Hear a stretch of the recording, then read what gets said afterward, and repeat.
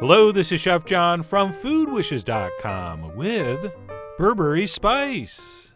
That's right, I've wanted to show you this amazing Ethiopian spice blend for so long, but I've just never gotten around to it, and I think one of the reasons is that I'm always afraid these kind of demos aren't going to be exciting enough, because it's basically 3 minutes of watching me put different colored powders into a bowl. But then I remembered that's not a very good excuse, since a lot of the footage in these videos isn't exciting. So I decided to go for it, and to make up for the boring first part of the video, once we make our Berbere, I'm going to show you one of my favorite uses for it. So that should hold you.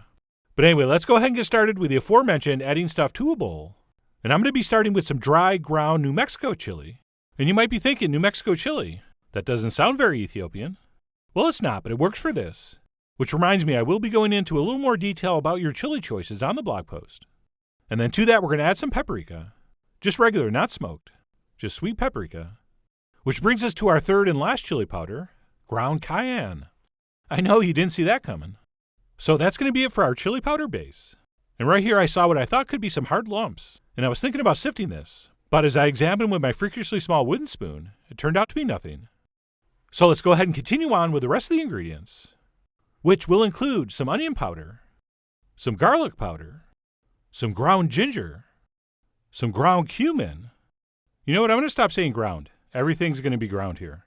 But anyway, continuing on, we also want some coriander, as well as some cardamom, as well as the always exotic fenugreek. Oh, you heard me, fenugreek. And then we're definitely going to also need to add some cinnamon, as well as some nutmeg. And no, that was not ground. That was, of course, freshly grated. And then we will finish up with some allspice, as well as some clove. And that is going to be it. All we have left to do is take a whisk and give this a very, very thorough mixing. And by the way, if you are wondering about salt, a lot of people do like to add some at this point, but I don't. I want to be able to control the salt content, depending on what kind of recipe I'm going to use this for. So I don't add any in. But of course, that's going to be up to you. You're the boss of making sure your Berbere is bae.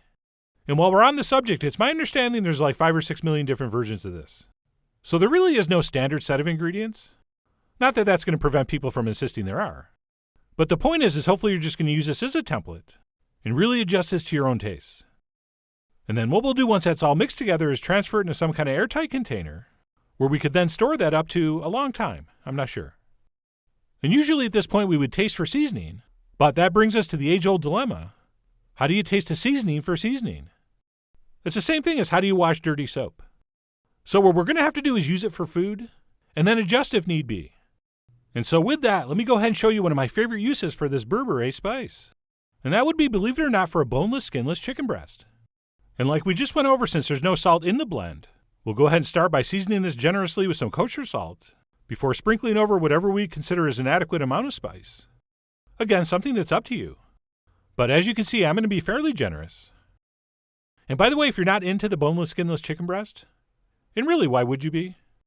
This could just as easily be a piece of pork or a piece of lamb, or who knows, maybe even some tofu or a cauliflower steak. Oh yes, they're calling thick pieces of cauliflower steaks now, which I guess is legal. But anyway, we're going to apply our salt and spice blend to both sides, at which point you could place that in the fridge and let it absorb those flavors for an hour or two. But if you want, and I do, you can cook this immediately. So I'm going to head to the stove, where I placed a skillet over medium-high heat, where I toasted a little bit of butter until it just started to turn golden brown. And we're going to place our chicken breast in and cook that for a couple minutes per side. And ideally, we're not going to cook this chicken breast all the way through. Okay, we want to go about maybe 75% of the way, because what we're going to do once we've seared this on both sides for a couple minutes is remove that from the skillet, and then we'll make a quick little pan sauce, and then finish our chicken in that. So like I said, we're going to give that a couple minutes per side. And in addition to giving that chicken breast some beautiful color, as our Berbere spice kind of toasts to the surface of that chicken as it cooks, that's what's going to release all those amazing flavors and aromas. It is quite a sight to behold, and more importantly, smell. But anyway, once we've given that a couple minutes per side, we'll go ahead and remove that from the pan and quickly deglaze with the juice of a lime, as well as a little touch of tomato paste for a little extra acidity and color. And basically what I'm trying to accomplish here is a very quick, very easy coconut milk-based curry sauce, for the lack of a better term. So I'm going to finish up with a splash of chicken broth, as well as some coconut milk, and not the low-fat one, the real one with all the fat. And we'll go ahead and we'll stir all that together, and wait for that to come up to a simmer and start to reduce. And then sometimes, depending on my mood, I'll actually toss in a little extra pinch of our Berbere spice. And that's going to hopefully give it a little extra certain something. Plus, that bit of spice didn't get toasted, so we're going to get a little bit of a different flavor. And then because my chicken broth wasn't salted, I'm going to add a little pinch here. And like I said, we're going to let that come to a simmer and sort of reduce down just a little bit. At which point we will add our chicken breast back in, and we'll lower our heat down to medium-low. And all we're going to do is continue on, basting that chicken for a couple minutes until it's cooked through and our sauce is thickened up to our liking.